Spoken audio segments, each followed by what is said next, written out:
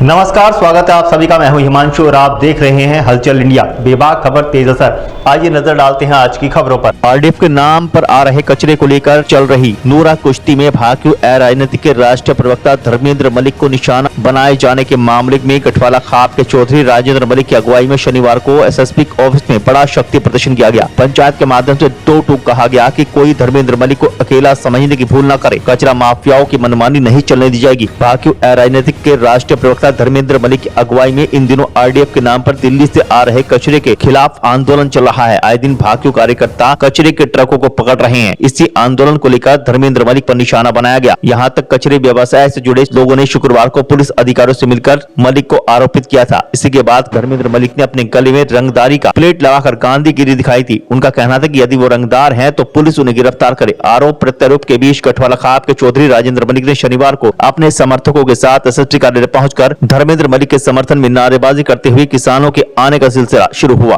Gate पर tractor घुसाने को लेकर किसानों की सिविल लाइन पुलिस से नोकझोंक हुई। इसके बाद किसान अपने ट्रैक्टर और वाहनों को सड़क पर छोड़कर पंचायत में पहुंचे। इस बीच किसान नेता धर्मेंद्र मलिक गले में रंगदार प्लेट डालकर मौके पर पहुंचे। इसके बाद पंचायत में मौजूद लोग मलिक के समर्थन में नारेबाजी करते रहे। गठवाला खाप के चौधरी बाबा राजेंद्र मलिक, बाबा श्याम सिंह, सियाने से आए किसान नेता मांगराम त्यागी और दिगंबर सिंह ने कहा कि किसान नेता धर्मेंद्र मलिक को हर वर्ग का समर्थन प्राप्त है। कोई इस गलतफहमी में ना रहे कि धर्मेंद्र मलिक अकेले हैं। देखिए, जो घटनाक्रम कितने दिन से चल रहा था, आज मुझे भी एहसास नहीं हुआ कि हमारे भी इतने शुभचिंतक लोग होंगे। और आज मुझे पहली बार पता लगा कि जो आरडीएफ का विषय है या जो ये मुद्दा यहाँ पे चल रहा है, उसको लेकर जनमानस में कितना उसके प्रति प्रतिरोध है, प्रतिशोध है, गुस्सा है। और ये जो सब लोग आए हैं, ये लोग मैंने तो भाई नहीं बुलाए। मैं बड़ा स्पष्ट कहना चाहता हूँ। मुझे कल बाबा जी की एक वीडियो सबने आपने देखी होगी। उन्होंने एक वीडियो जारी की थी कि भाई मैं कल मुजफ्फरनगर जाके ये जो एक दूसरे पे छीटा कसी और इस तरह की बातें चल रही है और ये कचरे को मुद्दे को लेकर जो माफिया सक्रिय हो गए हैं और कार्यकर्ताओं को धमकी देते हैं, पत्रकारों के साथ बदतमीजी करते हैं। ठीक है, छोटा आदमी नहीं लड़ सकता आपसे, लेकिन समूह तो लड़ सकता है।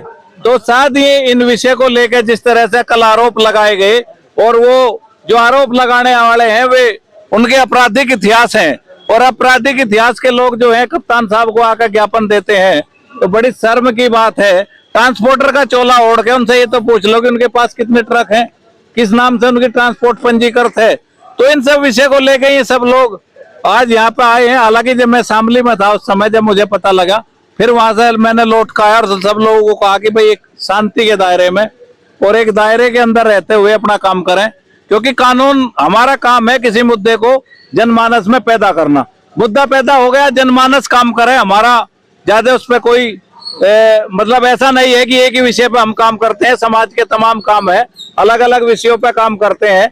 लेकिन कुछ लोगों जो द्वारा जिस तरह से आक्रामकता के साथ ज्ञापन देके ऑन रोड पे वो वीडियो रिकॉर्डेड है, किस तरह से वहां पे बदतमीजी की गई, तो ये इंटेलिजेंस का काम भी है कि यहाँ के प्रशासन को, पुलिस को रिपोर्ट देते और इस तरह के लोगों को चिन्हित करके कार्रवाई होती। तो आज सब लोग इस यहाँ पे एसएसपी साहब के यहाँ आए हैं। उनका एक ही मकसद है कि भाई धर्मेंद्र मलिक पे 10,000 रुपये रंगदारी मांगने का आरोप लगाया गया है। ये बोर्ड है, ये आप देख सकते हैं।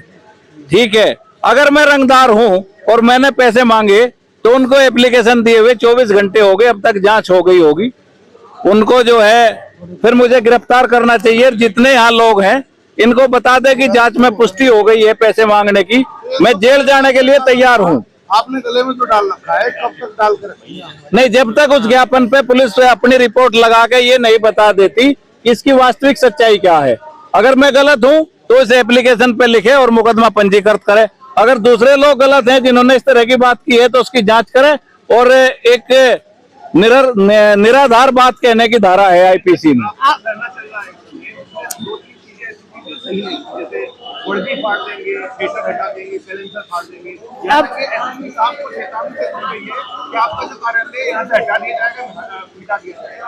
अरे भाई, ये तो जब आपस में बातचीत होती है, कोई सड़क पर लेकर किसी, ये ऐसी बात नहीं है। वो भी जैसे कह रहे थे कि भाई लाठी चार्ज करा देंगे, ये करा देंगे, ये आपस में, ये देखिए, ये प्रशासन और जनता सब एक ही है, एक सिक्के के दो पहलू हैं। ऐसा हमारा आदमी कोई इस तरह की बात वैसे नहीं करता है जो आप कह रहे हैं। और भीड़ में कई बार अराजक लोग भी होते हैं।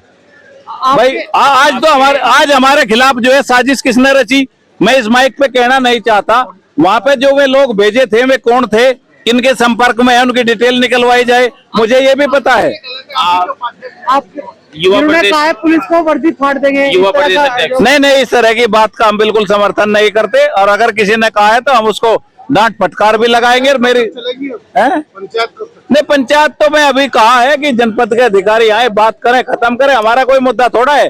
हम ये थोड़ा कह रहे हैं कि भाई पुलिस आरडीएफ जलवा रही, हम ये कह रहे हैं कि पुलिस प्रशासन मिलकर अपना काम करे और इस शहर को धुआं नगर बनने से रोकने के लिए जो भी प्रयास हो सकता हो। मैं आपके माइक के सामने कहता हूं कि हमारे लोग किसी को नहीं रोकेंगे, बताओ क्या दिन ना रोकें, लेकिन आप तो काम करो। आप ये बताओ, मैं आपसे पूछना चाहता हूं कि अगर आप जो है लंबे समय से हम लोगों से जुड़े हुए हो, हम एक दूसरे को भले भांति जानते हैं, अगर प्रदूषण के विरुद्ध बात करना अपराध है तो आप कहो कि आप जिस कार्य पर लगे हो वो गलत है, और वहां पे वास्तविक रूप से आरडीएफ जलाया जा रहा, क्योंकि आप लोग कई दिन से खबरें दिखा रहे हो, आप यहाँ का AQI कितना है उसको दिखा रहे हो, आप ट्रक कैसे पकड़े जा रहे हो उसको दिखा रहे हो। अगर आपको ये लगता है कि नहीं ये बात निरर्थक है तो हम अभी यहाँ से समाप्त कर अपने घर चले जाएंगे। जी रणनीति नहीं, अगली रणनीति तो हमारा तो बस, मैं तो सबसे यही निवेदन किया कि यहाँ के अधिकारियों से मिलकर आप उनको अवगत करा दो और अपने अपने घर जाएं। सर्दी हो रही, और हमारी क्या यहाँ रणनीति में कोई इतना बड़ा काम है, पुलिस प्रशासन का काम है, वो अपना काम करे, हम ठंड में क्यों मरते फिरें। भाई एक बात बताओ, आप मोटरसाइकिल लेके भाग के जाते हो, जरूरी नहीं है कि आप उस खबर को दिखाओ, लेकिन मैं मानता हूं कि आप भी इसी शहर के नागरिक हो, आप खबर के साथ साथ अपना जो जिम्मेदार पत्रकार होने का कर्तव्य है उसको इसलिए निभा रहे हो कि इससे आप भी कहीं ना कहीं पीड़ित हो। ठीक है, विदा लेने का, कल फिर होंगे हाजिर कुछ नई और ताजा खबरों के साथ। तब तक के लिए दीजिए हमें इजाजत, नमस्कार। हमारे YouTube और Facebook चैनल को फॉलो और सब्सक्राइब करना ना भूलें।